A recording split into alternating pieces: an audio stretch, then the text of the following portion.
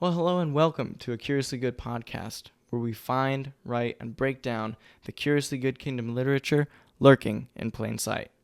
My name is Noah J. Matthews, and I'll be your host today. Today, I'm going to be bringing on special guest Brad Pauquette, who's going to help us really break down what really makes for a good short story, or not even a good short story, but a curiously good short story. And today's episode is brought to you by the Novel Matrix, also by Brad Pauquette. It's a complete and revolutionary guide to planning and writing your novel. Let's dive into today's episode. This isn't your granddad's Christian fiction. It's time to find and celebrate the good stuff. The kingdom writers who are breaking boundaries and eating stereotypes for breakfast. It's time to show the world what a new generation of Christian writers has to offer. It's time to show them something curiously good. There's curiously good kingdom literature all around us. Some of it old, some of it being written as we speak. Welcome to a kingdom-minded conversation for readers. Let's talk about the good, the bad, the holy, the profane. And let's have fun while we do it. Well, I'm seated here today with the illustrious, the awesome, the roguishly handsome Brad Pauquette. He's an author and publishing expert and the director here at The Pearl. But before we dive into today's topic, Brad, you want to introduce yourself to the people out there? Yeah, absolutely. Thanks for having me on the Pearl podcast, Noah. Yes. On one of these beginning episodes. That's exciting. And my name is Brad Pauquette. And like Noah said, I'm the author of several books. The most recent one is The Novel Matrix, which is a writing craft book that I'm really proud of. And it seems to be helping a lot of people to write their best stories. Absolutely. But I'm the director of the company here. I lead the apprenticeship program in Cambridge, Ohio. I've got 7 kids with my wife, Melissa. More than anything else, I love Jesus. I love helping people connect more deeply with the Holy Spirit, make that the biggest part of their lives. I love helping people write great stories. I've been doing that for a long time. Yeah. And I think that to write a great story, you've got to live a great story. And so, my wife and I, we've done our best to lead by example in that. Yeah. So we figure you get one life, right? Just one. You just get this one life. And, so I'm going to use it the best that I can. I'm going to try to do my best to listen to the voice of the Lord and follow his direction, but I'm not going to do things that I don't want to and that don't make sense for the mission that he's given me. So we've always done a lot of really adventurous things, like starting the company, which leads to starting the Pearl, which leads to the Pearl podcast. Exactly. Yeah. Today, the Pearl podcast, for those of you who don't know, the Pearl is a publishing group. We're an online literary magazine. We publish weekly, mostly short stories, but we also throw in a few like humor essays and poems every now and then.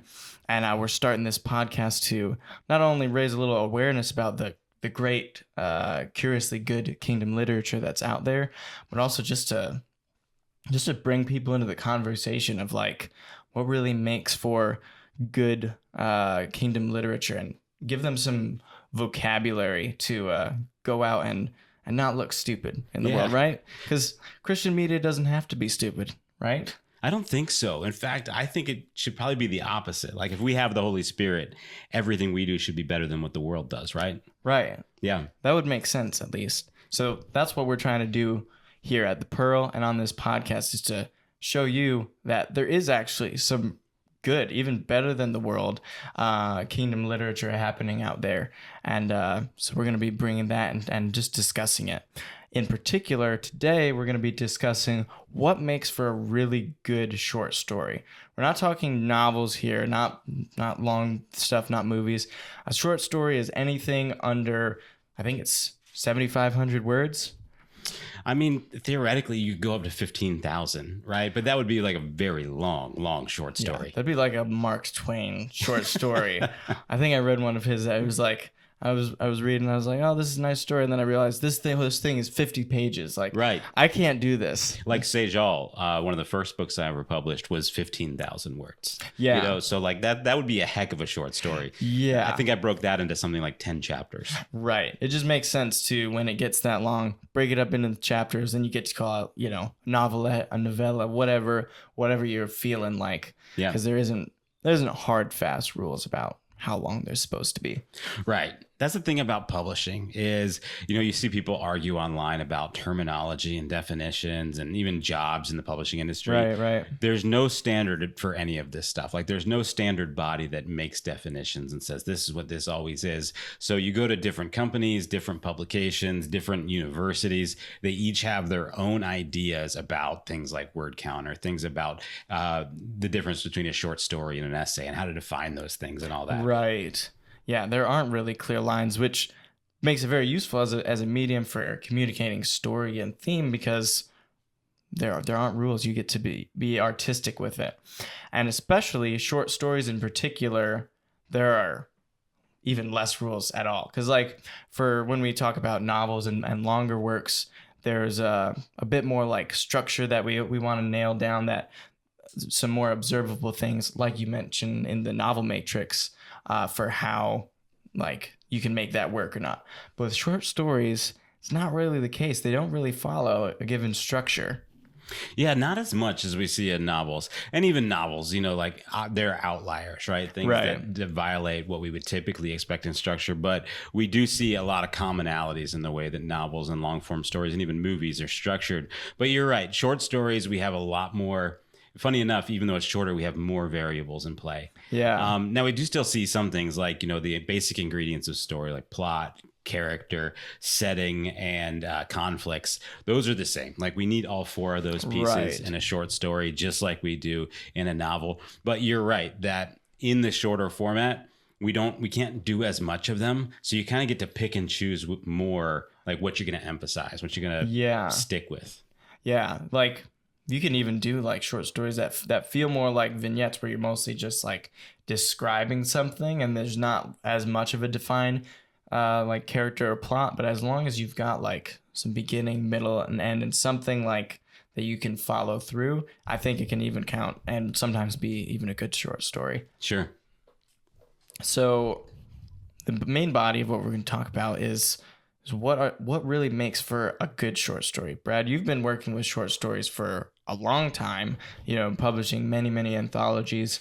What's your first like gut answer of what makes for a good short story? Yeah, I think I mean, there's so many different directions that I could take that.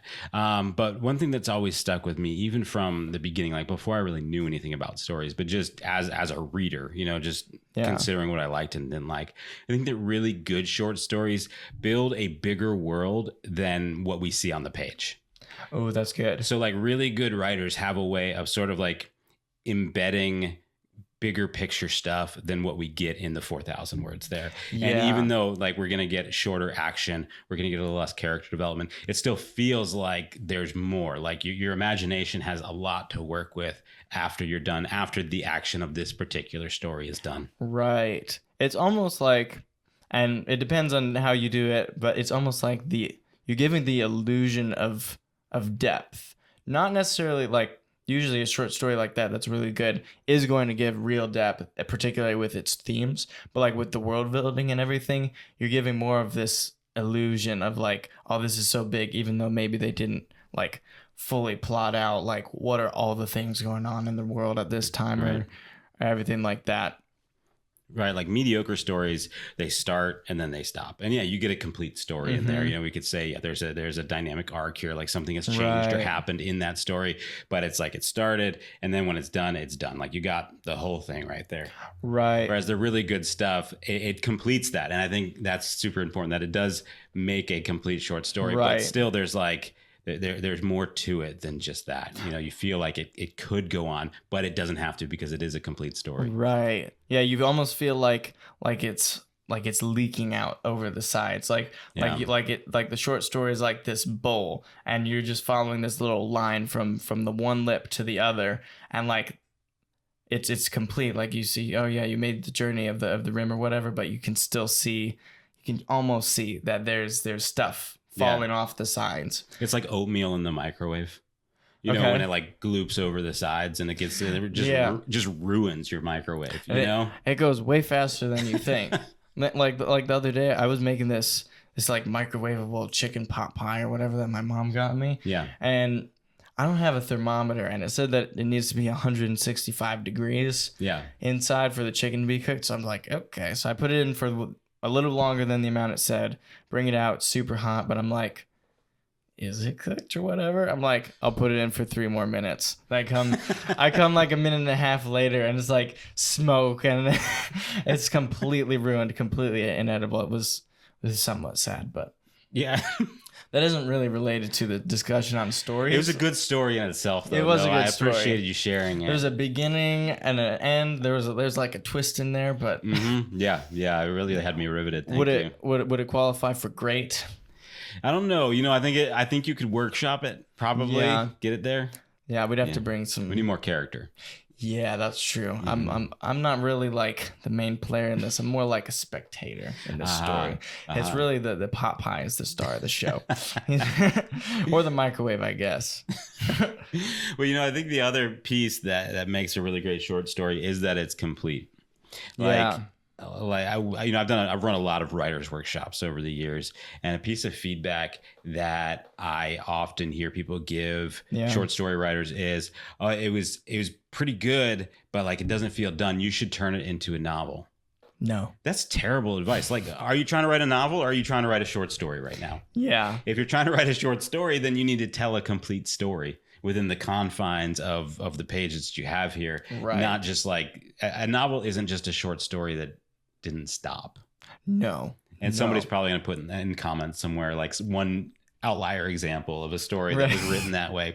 But for the most part, that's not how great novels are crafted. And that's not how great short stories are crafted either. So like a good short story does have a beginning, a middle, and an end. And it doesn't have to wrap up everything in a bow, but whatever the driving conflict is, whatever the most important thing is, I need to feel like it got wrapped up, and I know how it ends. Even if it ends tragically, even if it ends really negatively, I still want to know how it ended. Right. Yeah, that's a super good point. One thing that I noticed in just reading various people's short stories is that sometimes it feels like when somebody sat down to write the short story that they actually did want to write a novel. Like they wanted to write this like YA adventure, and they didn't have enough time, so they have to like quickly speed up the end. Like there's a certain feeling that you get when you read a well-made short story. For me, I think it's mainly is that it feels like it communicates one single thought or emotion. Like when I get to the end of a short story, I need to feel something. And it like just one thing. Like it could be like complex, like it could be a little sad, a little bit of satisfied and stuff, but I need to feel one idea. Because like with a novel, since it's long, you're building up all these thoughts and ideas and characters and the way all these different things interplay with each other. And by the end, you should hopefully have one main thread.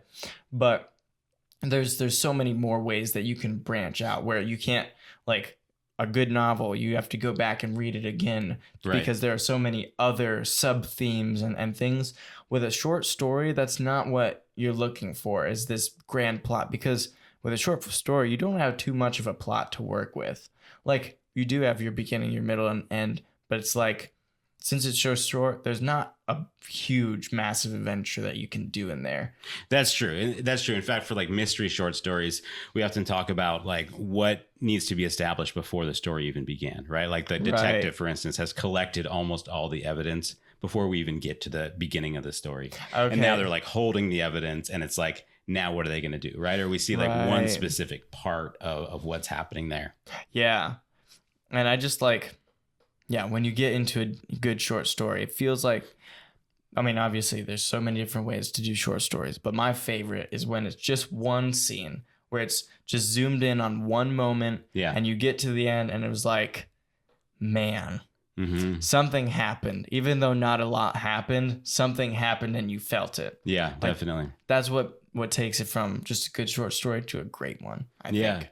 When you see that in the denouement, which is the end of a novel or a long form story, the denouement is a French word that literally means to untie the knot. And ironically, it's where you wrap everything up. And That's so kind of bad terming. yeah. But so you got all this stuff, all the loose ends, you know, and the denouement is after the climax and just like all the little things that need to be wrapped up. You know, most classically, this is an awards ceremony, you know, like in Star Wars or Iron Man or whatever. They usually end with an award ceremony where you see that, okay, all the pieces came together. Yeah. Nobody got arrested like they should have been or whatever needed to happen. But short stories don't typically have that.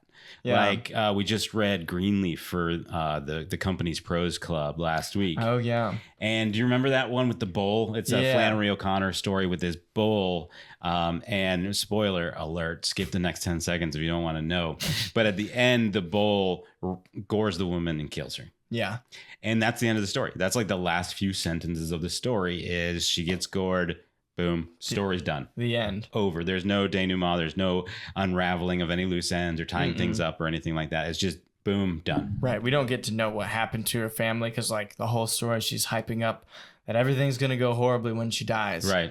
When you get to the end, we don't get to know what happens. Yeah, we don't know if her sons inherited the farm or any of the stuff. Right. But at the same time, it's a little bit like you mentioned of what you notice and what makes for a great short story is you feel like you kind of know something. Yeah. Because in the way that Flannery O'Connor structures the story and the way that the main character, Miss May, her like the stuff that she talks about and everything, you feel like when you get to the end and she dies, like she's been saying she's gonna and everything's gonna go horrible, you feel like actually things are not gonna go so horribly wrong as she thought they would. Yeah. Which is interesting. It's another of that like little bit running off the end of like we hit the end, but like our mind keeps going a little bit. Some of the pieces come together after the story ends. Yeah. And so, we have this bigger world with the inheritance and with the hired hand who she doesn't like and Mrs. Greenleaf and all these other people. There's this bigger world, but at the same that we can continue to think about, later on when you're driving or whatever. But at the same time, that main thing that we were worried about, which is Mrs. May and her conflict with this bowl, it gets resolved. It's all wrapped up cleanly and done. Right. And it's not terribly long, and it's only a couple scenes. It's like 3 or 4 scenes maybe, and they're like all continuous. There's not like big time gaps or anything. It feels like one complete idea. Yeah, absolutely. Which is super vital in a short story, as we've established. Another thing that comes to mind that really is super important to make a good short story, and I don't know what readers out there pick up on this or not, because everybody has different tendencies and preferences. Yeah, preferences. That's the word. About prose. So that's the narration, the words on the page. That's neither dialogue nor I guess action is included in that. It's basically anything that's not dialogue. Yeah, I mean basically prose is the writing itself. Yeah. Right. And I think in a short story, good prose is an essential. It's a must-have. Like in like if you're writing like a YA adventure or something like that, you can go like more sparse on the prose because you have this big plot to carry it. In a short story, you don't have a massive plot. So the word choice, the words that you use to tell the story and the artistry that you put in it really, really is vital and really contributes to the experience of reading a short story. Yeah, I hadn't thought about that actually, but you're right. I think that a novel can get away with weaker prose. Yeah. Because like you're saying, if it's a really cool plot or there's a really cool world building element or something like that. We'll stick around for it. Yeah. Yeah. We'll work through the weak writing, but a short story, it's like it has to work because it doesn't have that plot necessarily. Right. There's probably exceptions out there. And there are some short stories that have really good world building twists or premises that definitely suck us in, but it is important that it's written well. Yeah. And like, I know everybody like gets all up in arms about like Tolkien and his prose, and maybe it is a little bit boring. I tried to read The Lord of the Rings to my brothers. I read it out loud. I did all the voices. We almost got to the Mines of Moria, which is like halfway through the first book or whatever. They just couldn't take it. It was a lot. There's a lot of trees. They were like, Noah, if you describe one more shrub, we're gonna beat you with that book. Yeah, it's a big book, so it would inflict some serious damage. Yeah, but in a short story, like you can get away with it. Like in his big world building, like, yeah, this is a long novel. We're here for this story, and we're not here for all the little trappings and whatever and that he loved and were important to him. In a short story, you can kind of get away with it a little bit more, but at the same time, you're limited for word count, so there's not that many trees, I guess, that you can describe unless you make it about trees. Right. Which Tolkien actually wrote a short story called Leaf by Niggle. And no, he didn't. He did. You're making this up. Yes. I get it's supposed to be like set in like England in like his time, but the main character's name is Niggle with an L-E. I'm like, so it's not Nigel. It's not Nigel. It's Niggle with 2 G's. Wow. Yeah, that's weird. It's like, so it's like almost, it feels like he should be like a fairy or something, but he's not. He's just a regular guy who the whole story is about this giant tree that he's painting, and he wants to put all this intricate detail into every single leaf, kind of like Tolkien with his trees. Yeah. And by the end, he just can't finish it because he can't get it to what he wants to be in his head. Wow, that does sound like a metaphor of Tolkien for himself, right? When you read it, you're like, I think this is an autobiography. Yeah. It's interesting. Yeah. But we did mention Flannery O'Connor earlier, and she is probably my favorite short story writer. With very little exception, which maybe we'll get to if we have time. But like, she just when did she live again? She was born in 1929. Okay. And she lived to be 39, so like 1958. That's not old 68. At all. 68. Okay. Yeah, something like that. Okay. Yeah, but no, 1925 to 1964. 25 to 64. Yeah, I'll stand on that. I can't do that math. That's really... So she was 39. Yeah. So she was born in 1925. She was diagnosed with lupus when she was 27. And then she lived for 12 more years until 1964. Yeah. And she wrote a lot of short stories, right? A couple dozen. Okay. I mean, considering that she did almost all of her writing from her diagnosis onwards, like 1952 onward is when almost all of her writing happened. So it's like less than 15 years. Right. And so, I mean, a couple dozen short stories, I feel like I could have written more. Yeah. You know? But I don't have lupus either. Right. So as the story goes, she would go to mass every morning. She'd come home. She'd write for as long as she could, which was normally like a couple of hours because the lupus would cause her to be exhausted. Okay. And then she'd spend the rest of the day resting and recovering to get up and do it again the next day. Okay. That's her 7-day a week routine, as I understand it. And so I'm just joking. Yeah, she did write. And what she produced, obviously, is really, really high caliber stuff. Right. And also, I think probably back in the day, like nowadays, you should not write your story with a pen and paper. Don't do that. Right. We advise against that. For any of you readers out there who are also aspiring writers, do not write your story with a pen and paper. But what if it makes them feel really artistic? Should they do it then? No, you shouldn't. Because it's super inefficient, right? Yeah. We have computers now. You can whip out a story in like a half hour or an hour, depending on how speedy you are. And then you can just go back and edit it super easy. And if you write it by hand, it's going to probably take you about twice as long. And then, at least. And then you're going to have to type it word by word into the computer and then edit, because editing on paper is like impossible. Mm-hmm. So... No, and that's a good point for somebody in like the mid-century writers that we admire, like Flannery O'Connor, right, or George Orwell, or Steinbeck. They didn't have the technology of a word processor. So right, like in fact, I've been thinking about this. We use the term draft still in writing. We're like first draft, second draft. Back then, that meant something, right? Because like a second draft meant that you retyped or rewrote the whole thing. Like it was a complete rewriting of it. Oh, that's a pain. I don't even know what draft means anymore, right? Like, how many changes do you have to make before it constitutes a new draft versus just, some revisions? Yeah, some people, and I tried this once. Nobody tried this. Nobody do this. I did once for a second draft. I was like, okay, I wrote the first thing. I know I need to make some changes. So I just started writing it over again. Yeah. Like, I had a new outline in my head that was basically the old one. I'd reference the old one, but I basically retyped the new thing into a Word document. I got about half a chapter. Which I think actually says something for the efficiency of that method. Yeah. Because, it's hard to be objective about your own writing of like, okay, I wrote this thing. Well, I think it needs some changes. Well, let's just rewrite the whole thing. Well, probably your second one's going to have just about as much problems. It's just not going to have the same problems as in the first one. Well, that's something that like you're thinking about. It probably seemed like one, a really cool artistic thing to do. Right. And two, it probably seemed like a way to do a really good job. Right? Yeah. And ironically, it's neither of those things actually. In actuality, it doesn't accomplish any of those things. It just takes a long time. Yeah, it just takes longer. So we can give Flannery O'Connor a little bit of credit because she's probably just working on a typewriter, and that got to take so long. Yeah, absolutely. Yeah. And it is harder to type on a typewriter than on a computer. A lot of people don't realize that.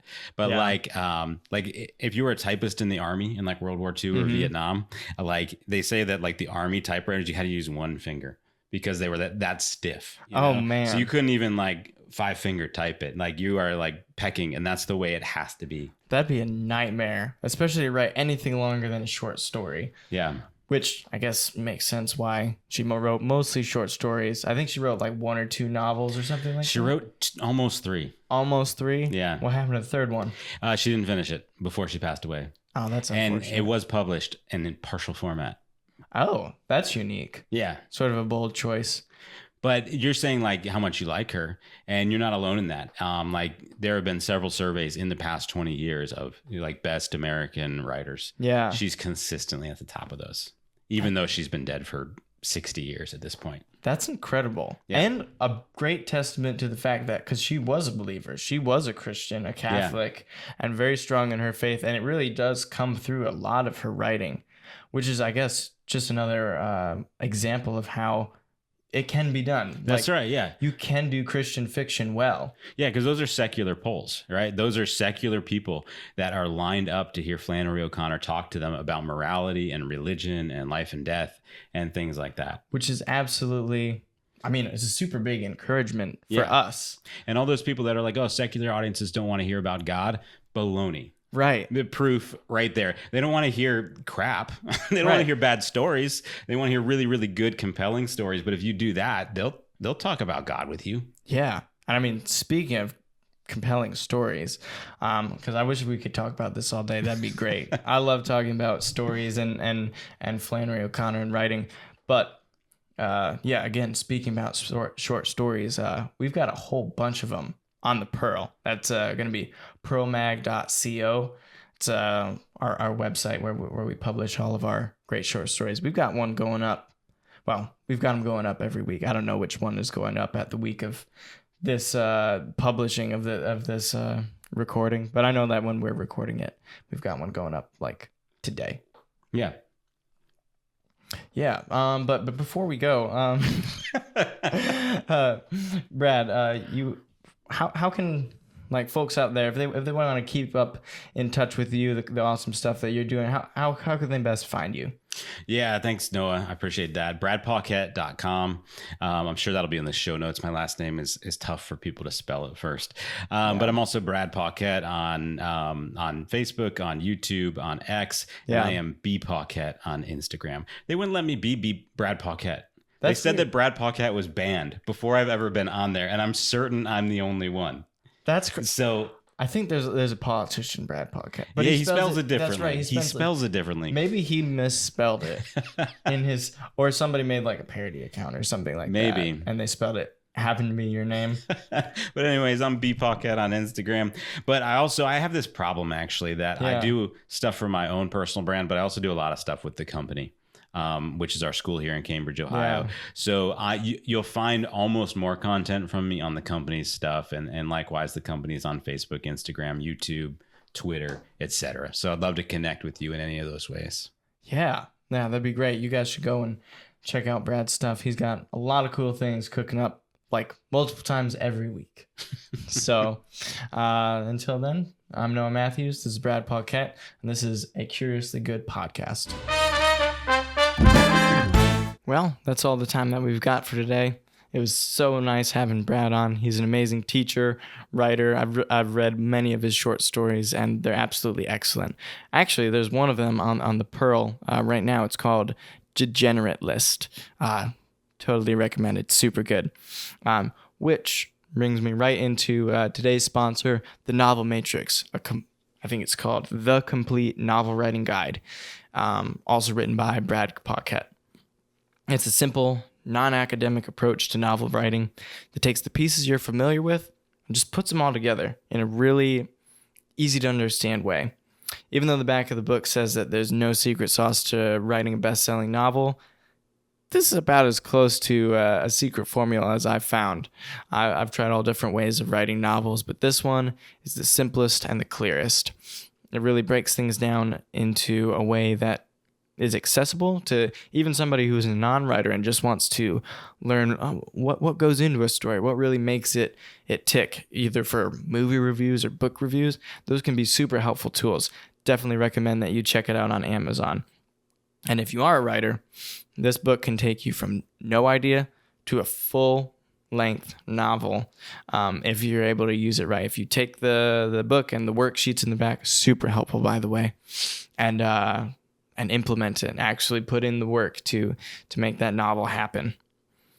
Which wraps things up for today. The secret sauce to writing a good short story, I know we've been talking about the Novel Matrix, but a good short story is to focus on one moment and emotion that also spills out, makes it feel like a bigger world. So until next time, I'm Noah J. Matthews, and this is a Curiously Good podcast. You made it this far, so make sure you're liking, subscribing, and commenting. For a weekly dose of Curiously Good literature, hop over to the Pearl at pearlmag.co and make sure you subscribe. Just by listening, you're contributing to Better Kingdom Media. To sponsor an episode, email us at advertise@pearlmag.co. We'll catch you later.